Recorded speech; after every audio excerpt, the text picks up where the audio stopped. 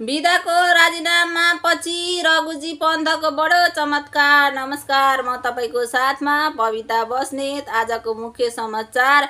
एमालेका नेता रघुजी पन्थ आज अपराह्न 4 बजे राष्ट्रपति रामचन्द्र पौडेलबाट पद तथा गोपनीयताको शपथ ग्रहण गर्दैछन्। कार्यक्रम शीतल निवासमा तयार भएको छ। पूर्व मन्त्री विद्या भट्टराईले राजीनामा दिएपछि प्रधानमन्त्री केपी शर्मा ओलीको सिफारिसमा राष्ट्रपति पौडेलले पन्थलाई शिक्षा मन्त्रीमा नियुक्त गर्नुभएको हो।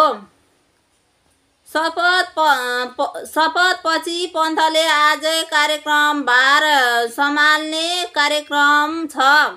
पन्थलाई यो जिम्मेवारी ऊर्जा राज्य मन्त्री पूर्णबहादुर तामाङ कान्छारामसँग मिलेर दिन लागिएको हो। गत असार 31 गते बनेको ओली नेतृत्वको सरकार 10 महिनापछि बुधबार पुनर्गठन भएको हो। शिक्षा क्षेत्रमा नयाँ नेतृत्वले कस्तो प्रभाव पार्ला भन्ने विषयमा आम जनमानसको चासो बढ्दो छ। आम जनमानसको चासो बढ्दो छ। थप अपडेटका लागि हाम्रो आगामी रिपोर्टहरू हेर्न नबिर्सिनुहोला। नमस्कार, म पविता बस्नेत।